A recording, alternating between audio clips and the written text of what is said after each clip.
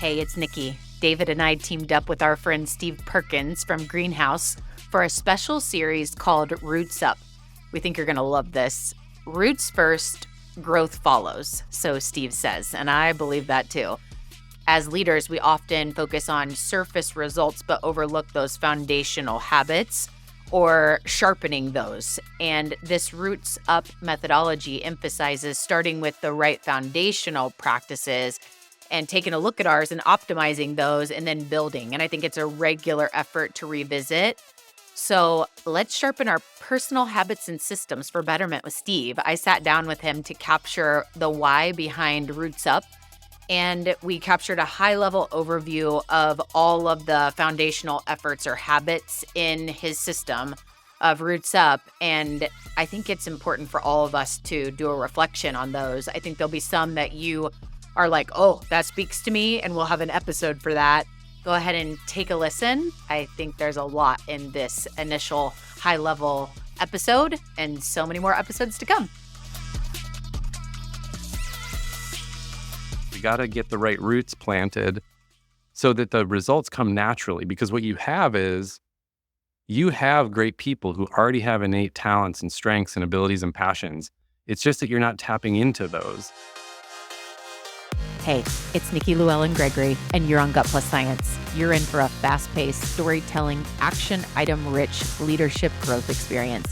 I hope you make this podcast a habit. I consider it a leadership mentoring tool. Learning together makes us better together, and that is how we change the world around us. Let's get to it. Hey, it's Nikki, and I have some news to share today. I am introducing a new partner to Gut Plus Science, Steve Perkins, the founder of Greenhouse Coaching.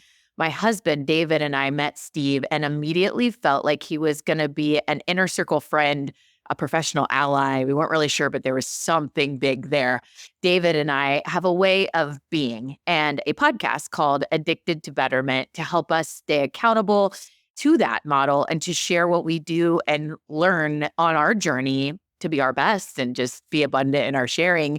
Steve, that is his pursuit too. He is steps ahead of us with his company Greenhouse. He's built out this full coaching program and platform and tools, all the things to help people live out their best life in all the areas.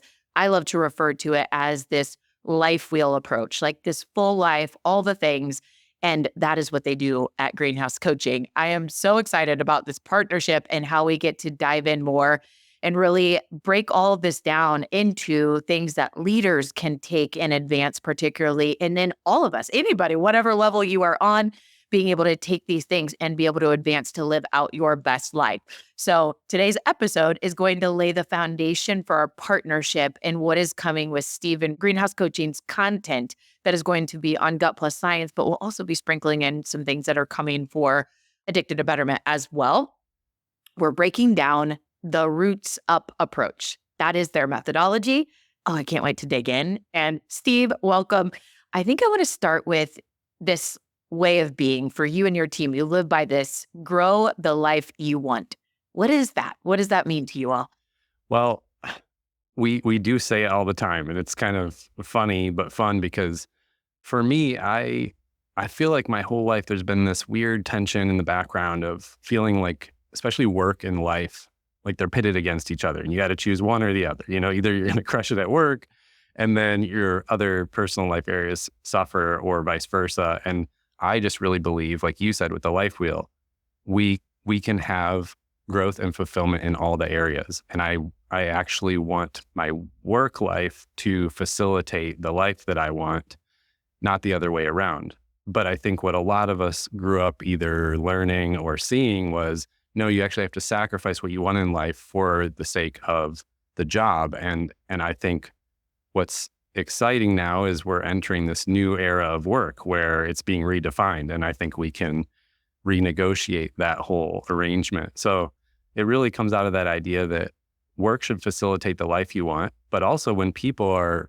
fulfilled and happy and have meaningful work, they do their best work. And so organizations achieve the best results when people feel like they like showing up to work. And so it's this thing of, all right, so let's focus on growing the life that you want, because without being proactive like that, things just happen accidentally.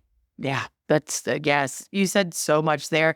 The first thing that I want to touch on is I love the word integration versus balance.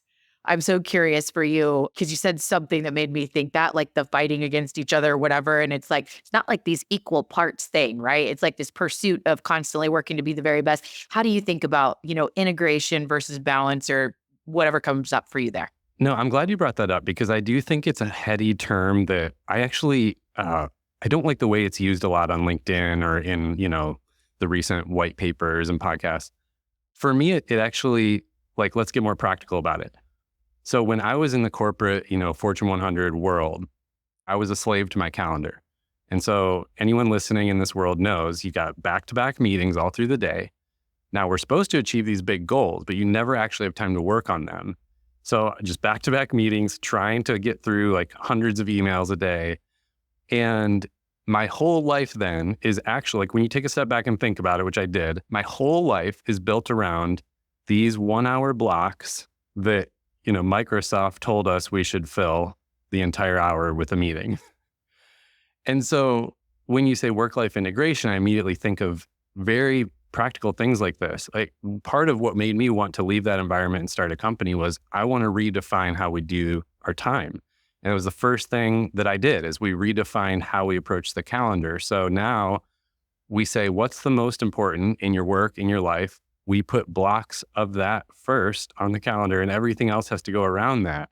And I remember it being such a breath of fresh air because I definitely have like a creative thread and I like doing, strategic and creative work, but you need big chunks of time. It's like, I always think about musicians. They have to spend whole days and weeks in the studio to be able to create something valuable.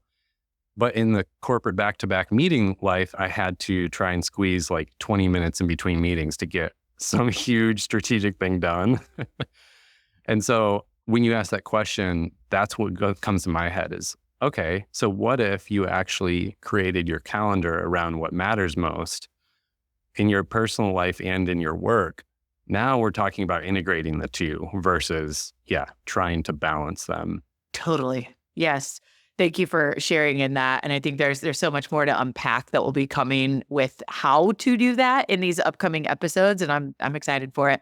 When it comes to the word intention, because, I asked you, grow the life you want. And, a lot of what you just said was all about this intention. And it's like, there's something that I'm an Eminem fan and, we got Yes. one shot, right? And I always like to remind myself, it's like, I look at my day and that calendar that's all stacked up and all these, and it's like, okay, hold on. I got one shot.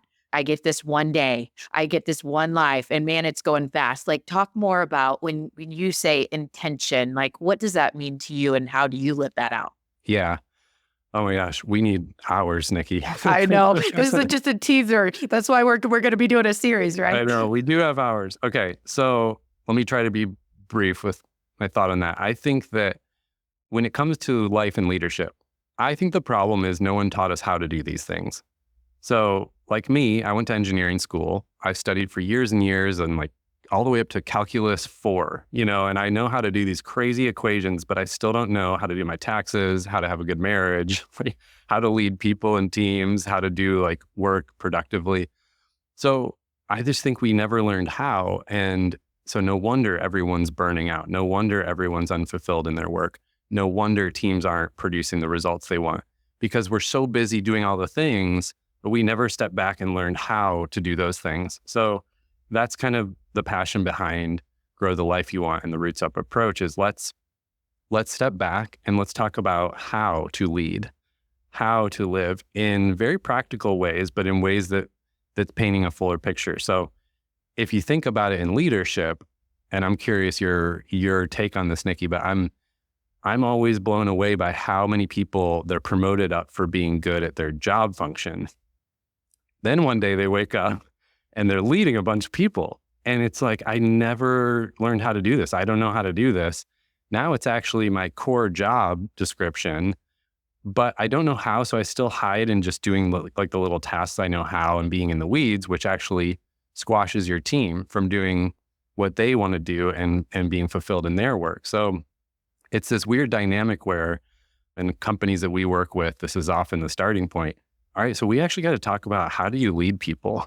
Like, we never learned how. So first, let's all get comfortable. I mean, there are C-suite executives in some of the biggest companies in the world who still never learned how to do this stuff. It blows my mind. And so we're like, okay, let's all just like take a breath, realize we're all in the same boat. We never learned how, so let's learn how now. And then let's move from there. And I think it's the same that way in leadership in life of, okay, our default is to be reactive. We've got, a million marketing messages coming at us every day, a million to-dos and emails. The very normal thing to do is to just react to all that and then be tired and go to bed, and then wake up and react to it all again and then go to bed. And so, yeah, I mean, my mission in life is, okay, let's get intentional. Let's flip that script. And what would it look like? What would happen in your life and in your company if you stopped just reacting and you got intentional and said, what matters? And then let's start from that foot and design a path forward. And it's just amazing what happens when people make that tiny flip. But it does kind of start as a mindset shift. Yeah. Yeah. I love the concept of start with the end in mind and get really clear on what that is. I feel like we overlook that many times. It's just like we're just going, right? Like we just go and just start doing, which also brings me back to when you're sharing such a powerful concept here around we have to spend time learning how to do the things. You probably are familiar with be, do, have, give, or some concept of that, right?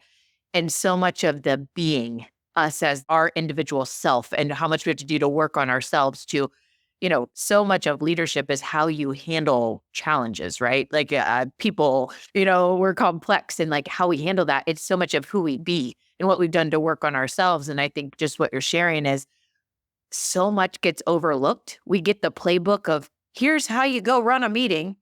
Yeah, but not all the things about like what's going to come up that doesn't go as planned, which is life, right? And I think that's just, that being versus doing is kind of, to me, what you're saying there. Yeah. Yeah. I think that's such a great point. And you notice when you talk to great leaders or get to hear their story, there's way more of what you're talking about that was part of their journey that no one knows about because that's behind the scenes. But that's actually what they would point to as the part that, got them where they are or made them, successful where they are. Yeah. But the hard part about that is sitting in it and working through it versus, overlooking. And that's like the coaching piece is the going deep to work on that. Because if not, it's just going to resurface. Like you hear this and we were talking about, the whole life wheel and you said something about marriage and whatever. And it's like, there are statistics out there that say, your first marriage, if you don't work on whatever, if that marriage didn't work, you're going to attract the same thing. It's going to just keep, and it does. And so same thing with us as leaders, same thing in every category of the life wheel. If we don't go back and work on the things that build that foundation and do the hard stuff, which is what most people don't want to do, right? We're never going to be able to do the doing and the having and being able to be an abundant giver to the world. So that's why coaching, right? Yeah, exactly. And what's so funny to me is being in this and seeing the journey that people go through. It sounds so big and elusive or either scary or impossible, or I just don't even have time to think about that. But everyone who enters into the coaching process, it's the exact opposite. It's like, oh, there's just this little step I need to take here. It's, this is actually clear now. And so I think to your point, that's what happens when you shift to being intentional. You realize, it's not actually so big and scary and unclear, but you do have to take that step to make the shift. And I mean, I think that was so much of my story too. Like I grew up wanting to know what I want to be when I grow up, and I had no idea. And so, I go to college, go to engineering school. I'm in engineering. Still something's not right. But I actually had a really toxic company culture experience. And that's what started opening my eyes to my passion for leadership and for culture. I realized, oh my gosh, this is actually the stuff that makes the biggest difference. Because this leader he was only focused on the efficiency. He was literally a mad scientist. And so he was treating us like robots. Meanwhile, he doesn't realize it's ruining all of our lives. Like the effect is trickling into, our marriages, our friendships, our health. And he hadn't done any of that inner work. So I'm getting all of this, whoa, this is actually the stuff I'm passionate about. Fast forward, we moved to a different state. I'm working at like a big Fortune 500 company and got the chance to lead a culture transformation in the company. And so suddenly I get to kind of explore this area I'm passionate about and realize this is what I want to do. I've always wanted to start a company, but this is the stuff I want to do because, to your point, this is what makes the biggest difference. And that was just kind of an interesting, eye-opening experience to see, oh, there's actually this whole realm of working on yourself and your leadership and your culture that's the invisible part that actually makes the biggest difference tangibly. Yes. Oh, yes.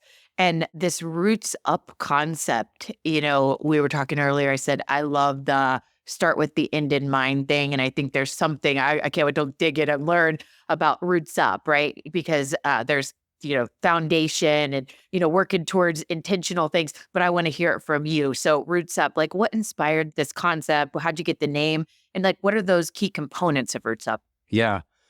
Well, okay. So first of all, when I was in that corporate setting and I was hiring people like me in companies like Greenhouse, what I was really frustrated with was how often we would do something and there's like all this hype and people are excited about some new idea or they learn something. It's like a TED talk and then nothing changes. And Monday it's just back to old habits.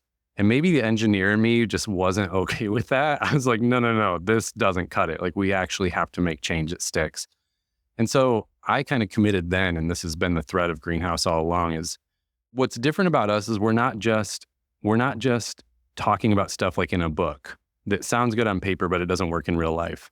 We want to build something that works in real life, and real life is often dictated by the busyness. So when you talk about leadership stuff, my first filter is, okay, it has to work in a busy life. It can't be complicated. It can't be a million steps that you're never going to remember or do. It's got to fit real life, which is super busy more than ever. So the idea of the roots up approach is really simple. Like you want to grow your team, your company, your results, but without the roots, you can't grow. So just like any tree or any plant, you got to have the roots. But the roots are like the invisible part below the surface. So this is the theme we're talking about with intentionality. You got to plant the right roots and then you can grow. And so really it has three parts, the roots up approach. There's the vision at the top. This is like, what is the life you want to grow? What is the team you want to grow? Let's define that. That goes down to intention, which is more like the goals and initiatives. What are the things that we do that we want to take action on to build that vision and bring it to life? And below intention is the roots. These are the rhythms and the skills and the things that are going to make it happen in the day-to-day and in the week-to-week and in the busyness. And what happens is often as leaders in organizations, we have so much pressure to get results that we're focused all on the work. Like, let's push harder, let's try harder, let's do better. And that doesn't work. Like, I don't know about you. I mean, I've always felt this with exercise and fitness. I'm like, I always struggled to go to the gym. And when I did finally get there, I would like beat myself up. I'm like, oh, I got to just like crush it and try to get the most out of this. And then I'm miserable because I'm like, this is not fun. And then I never want to go. And the cycle just like goes down the toilet, Totally. I mean, just your gym example there. It's like at one point in my life, I found a type of exercise that was very challenging and that I enjoyed. Pilates. Loved it so much that I went and bought a reformer. And I was like, everything else, it would be this like struggle. I would make up every excuse to go. And then I'm in this spiraling cycle of like, I am, beating myself up, like you said. But then it's like, you have to find that thing for you. And it's like, someone else could absolutely hate a reformer and Pilates, right? But they love CrossFit, which I tried CrossFit and I hated it. Yeah. And so it's so much about figuring out what that is for you. Yeah. Yeah, exactly. I know my experience was similar. So it's like, okay, now that you found the thing you actually enjoy, you're able to do it and have consistency, and then the results come on their own. It's not you trying harder and beating yourself up more that makes the difference. It's actually like for you, that root thing was Pilates.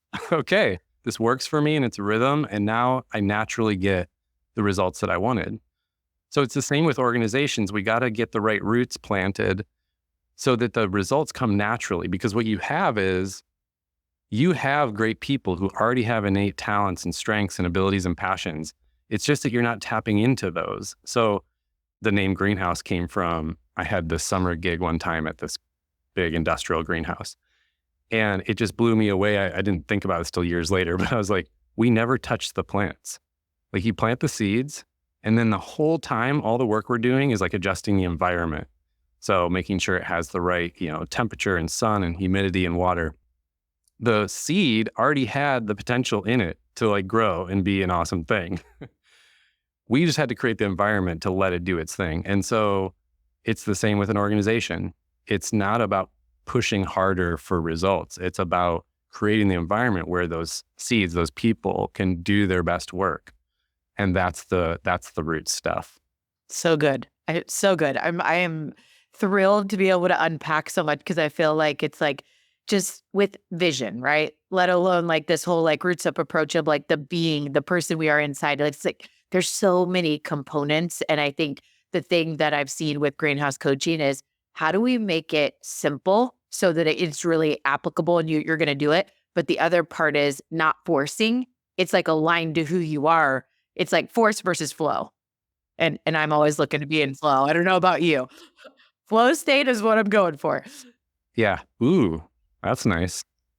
You better coin that or I'm going to steal it.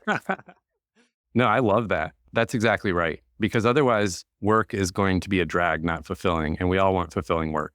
I mean, what's so amazing to me about this post-pandemic, like new world we're in, is we are redefining what work even is. And it's built around the idea, no one's saying this in the headlines, but this is what's happening. It's built around the idea that people actually want to enjoy work. They want meaningful work, and that's what they're looking for. And now, because we have options, you can start a business in your living room. You can change companies every day if you want. Like, now that we have options, people are not putting up with unfulfilling work. They're going to keep looking for where they enjoy it. And that's, if you're a leader that wants to future-proof your organization, like, here's the way. It's what you said, like, let's make it both enjoyable and productive. But I think what we find in working with teams is the best high-performing teams come out of being fulfilled and enjoying the work. Absolutely. And why not go for that? If that's a possibility, why not be pursuing that versus, man, everyone just feels like they're pushing up a hill and it is just this struggle. And it's like, then you look at other people, all of us could think right now of a person that it just feels like they are just meant for that. I mean, they just shine in that role. They are just enjoying the work. Everyone has that opportunity. Every single person, right? It's figuring out that fit. Just like for me, Pilates, right? If I'm at CrossFit, I hate my life. I'm like saying things out of my mouth that I wish didn't come out of my mouth, right? Like because it's not aligned. So much of that foundational effort, building those key roots. I love that so much. So I know this is big. This is like our intro episode. There's tons coming. I know. I'm like holding back. So I want to like dive into all this so bad. I know. Give us just a little bit more about, what to expect with some of the content that we're going to be sharing in these episodes. Maybe just digging into like each kind of component area, and let's hone into really like this leadership content that's coming. So how about a couple practical teasers then? Because yes, this can be big, heady stuff. And it's like, but where do I start is usually a leader's first question. So, leaders will come to us. I have a meeting right after this with somebody who, their company just got bought and they're restructuring. And it's like, okay, brand new canvas, right? All the way up to Fortune 100, like they're already going and flowing and they just want to level up as a team. So in any of those cases, you have these root components that are the same across the board. There are foundational roots everyone needs, and then there are custom ones to you. So some examples of foundational ones are, we've already touched on meetings, the idea of meeting modes. This is like most of the work consists of meetings, but most meetings, they suck. They aren't run well, and they're not something we enjoy. They're something we dread and we make jokes about on Instagram. So what if meetings were actually run well, and what if they were fun, and what if they were effective? There are very simple ways to make this shift that are, again, not having to add to your calendar. It's just shifting what you are already doing in the time you already have allocated. So meeting modes is one example of a key root. Another example is the idea of, we call it dynamic delegation. So again, leaders never learned how to delegate. It's like, I had a graduation to say, all right, now you're becoming an adult and getting a job. And then I had a wedding. It's like, all right, now you're married. But no one ever said, okay, Steve, now you're a people leader. So here's some tools you need. Here's how to delegate. I just had to stumble through and fail like 1.5 million times. And so part of what we've done is boiled the ocean. Like, what is it about delegation that makes it really work, that's doable in a busy schedule? Well, turns out there's one little thing no one talks about in the books, and it's called delegate the thinking. This is like a tiny trick that makes the world of difference, because you know how it is. Leaders, we don't want to delegate because it's like, it's easier to do it myself, and they're just going to do it wrong. And then on the receiving end, associates and employees, they're like, I'm afraid I'll get it wrong. They procrastinate, they hesitate. And all of this ends up in a disaster that we now have to fix. So instead, this little delegate the thinking, we'll talk about it in an episode, exactly how to do it. This is a tiny tweak that makes the world of difference for people being empowered to do their best work. You know, I could go on and on. Like, another example is one-on-ones. How many of us just either don't have them or dread them? And it's because they turn into status updates. Like, we don't know what to talk about. And leader after leader after leader we work with, we just give them this little template. Do this thing every time in your one-on-ones, and people love it, and they grow and develop as professionals, which they love. You know, that's the number one thing employees want these days, is to be invested in and grow. But also the leader loves it because now they're able to give feedback, and things don't have to build until it's a huge problem. So you can see how, like, why we call them roots, because they're these tiny, like, invisible things that actually make the world of difference above the surface. And I'm so passionate about them because no one taught us how. So, like, let's dig in. Yeah. Yeah. And what comes to mind for me, one of my favorite books of all time is Atomic Habits.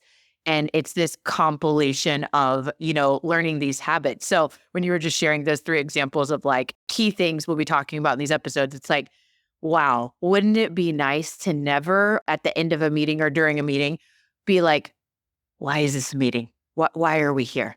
Yes, yes. You're like, we all want that. It happens way too often. And then I learned something on the delegation tip. I learned a game-changing remark from a executive search for executive assistants. They specialize in executive assistants. And she said, one of the greatest things that we've learned is teaching leaders how to delegate and helping them reframe it that it is to drive engagement, because delegation means trust. I trust you, and I want to watch you grow into something that I used to do as a leader. I'm giving this to you because I trust you, and it is an engagement strategy. And I mean, ever since, obviously, I'm sharing it right now. It's stuck with me. Yeah. Well, in that episode, we need to dive into what you just said, because that is a huge, huge thing right there. And yeah, the problem is then a leader learns that, and they jump a bunch of steps, and they just go, okay, I just trust you. Here you go, Nikki, like, go, I trust you. And then that's also a disaster because they don't have the safety net they need. It's like, but it's it's a very simple fix. We never have learned it. Okay, so one time we were working with this top leadership team at one of the biggest companies in the country. They said, okay, but let's get to like the meatier stuff. You know, like what Brene Brown's talking about in Simon Sinek and like that stuff. And although I love that stuff, I said, let me correct you there, because actually you don't even do the basics well. So jumping to those big, big concepts, it's not worth it. It's still going to fail in the execution of it all because you're not even doing your one-on-ones and your meetings and this like day-to-day stuff effectively. And I think that's, for me, the tension of like, yes, I also love all of those big heady topics, but we got to get the roots right first. Yep. Same concept as a lot of us that see, the photo of the iceberg. And it's like, this is all you see is what's up top. And that's the same concept we're talking about with RootsUp. But there's so much below, and we can't go to right below the surface, right? Because the roots are really deep. And so we have so much to unpack, and you and I could talk forever. We'll have lots more coming.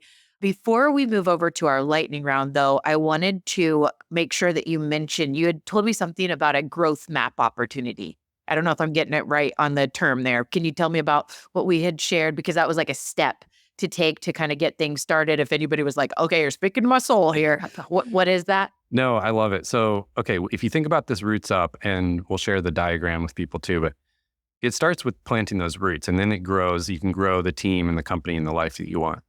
But the process actually works in reverse. So you want to start with defining the vision.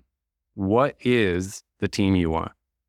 Let's define what that looks like. That's a qualitative exercise. And so that's crafting a vision. Most leaders don't have it. Most leaders have mission and they don't even know what vision is. So again, like, no shame. We're all in this boat together, but let's create a vision. Then out of that, you pull your goals. So you're not just creating goals at the end of the year out of thin air or because XYZ company did these things. They come directly out of the vision so that you are building that vision. Then we can identify the right routes to get in place. And so the growth map is our exercise of, let's talk through what is your vision and identify the right routes and then put them in a plan. So you've got your roadmap, you have your playbook. The growth map is actually your playbook for how do I build this culture and get us as a team leveled up. And so that's actually the first step that we do with leaders and with teams. But I think what's helpful is to recognize you have to actually take a step back for a second to think about this. And if it's helpful, we can actually provide the quiz for people where they can take the quick quiz and see, like, what is my kind of V1 growth map? And then if you want to dive in and really custom tailor that for your situation, that's what we do when we meet with leaders for the first time. Can I sign David and myself up because we're about to do our 2025 like personal planning? We do the whole life wheel thing. And I'm like, this would fit in really cool. And so I don't know if I can be one of your guinea pigs there from Gut Plus Science right away, but I would love to do that. And I'll sign David up too. And we should definitely do that. Yeah. Yes. Awesome. Thank you for sharing that. We'll link out information there. I want to head over to our lightning round. And this is just our really, really quick, fast, non-prepped kind of one-off things to get to know Steve Perkins more on a personal side and like remember things like, oh, really? Like, wow, I'll always remember him for that. And I think we'll pick out some of those. Okay. So Steve, first thing, we always ask your favorite book of all time or favorite recent read. You get to pick one book. Easy. It's called Multipliers, and it's by Liz Wiseman and Greg McKeown. Greg also had a more popular, more well-known one called Essentialism is what he's known for. I love that book as well. But Multipliers, it's one of those, like, it struck a chord. It was like, oh, that's who I want to be. Everything they talked about is like, it was kind of like Lorne Michaels from SNL, like somebody who really unlocks, like identifies people with potential and really like launches them into their thing. Yeah. Oh, I love it. Putting it on my list. I did read Essentialism and I really like that book. Okay. So I heard we might now think of you every time we go to grab a Ziploc for our leftovers. What's up with that? Yeah. So little known fact, I had a brief internship at Ziploc, which is part of SC Johnson, a family company. And it was so fun because growing up, I didn't know what I wanted to be, but I was like, I want to be an inventor. I didn't think that was a thing, but like at Ziploc, I actually worked for their inventor.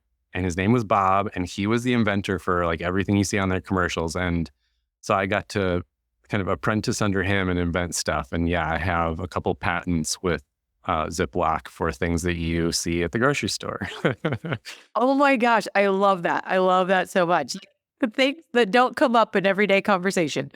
I know. I feel like it's cool. But my daughter, who's 9, like, she just rolls her eyes. If we're ever at the grocery store, I make sure to point out, like, we'll detour to go down that aisle. I'm like, yeah, like, Daddy invented that. She's like, wow, so cool. Moving on.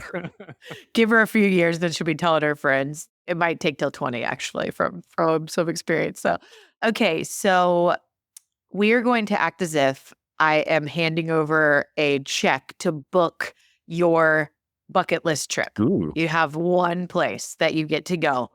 Where are you going? Okay.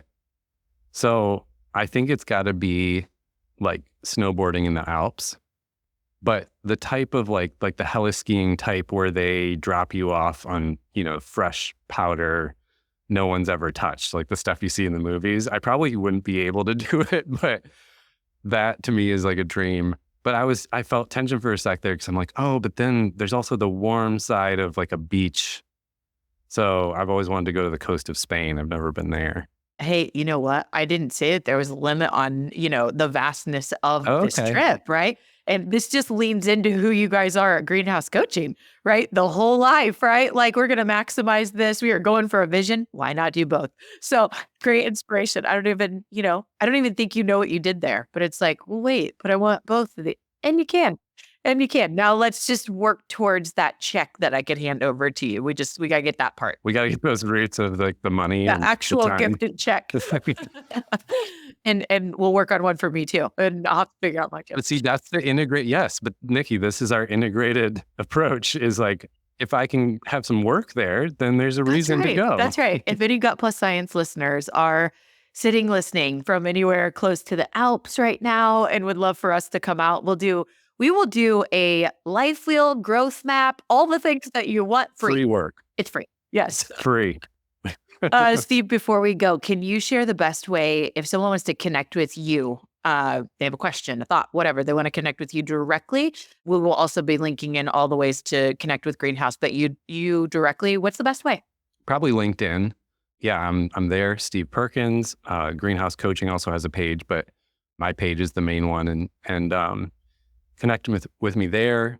Also, our website, greenhousecoaching.co, is a good way to. There's a contact form, but you can also see all the things that we do there. I would say LinkedIn is a good place to start.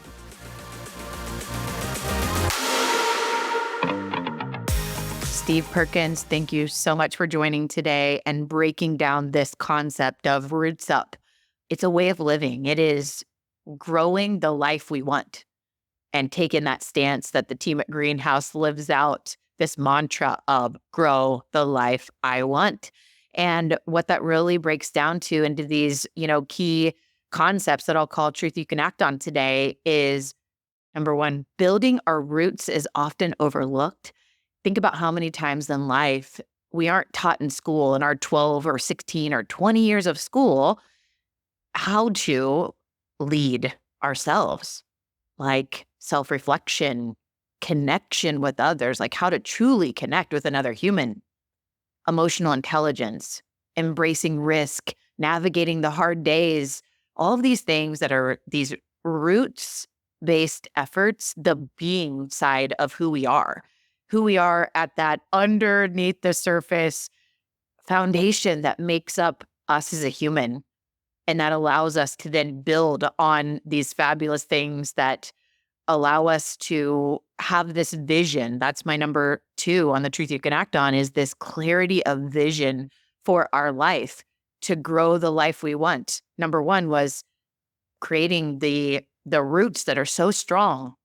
We know who we are. We know why we're here. We've got those basic understandings of how to move forward. And now, number 2, we have a vision for our life, and it is robust and it is clear, and we share it with others and how to do that really well.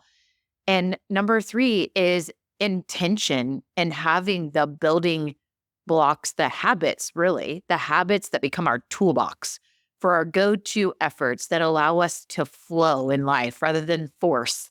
And we've got to have the roots strong and the vision clear, and then be able to practice these intentions not just every day, but really in the moment. And they become habits to live out. So this fast 30-minute episode was just a little piece of gold to be able to get a concept and an understanding of where we want to go in this partnership with Steve Perkins and the team at Greenhouse Coaching. And I'm so excited about it. Hope you enjoyed today's episode. And I encourage you to go reach out to Steve, reach out to the team at Greenhouse, and come along for the journey of so much great content that's coming on Gut Plus Science. See you next time.